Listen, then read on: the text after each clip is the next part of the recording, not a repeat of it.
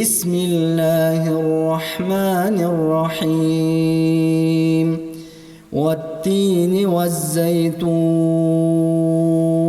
وطور سينين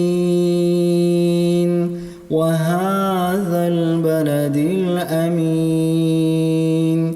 لقد خلقنا الإنسان في أحسن تقويم ثم رددناه أسفل سافلين إلا الذين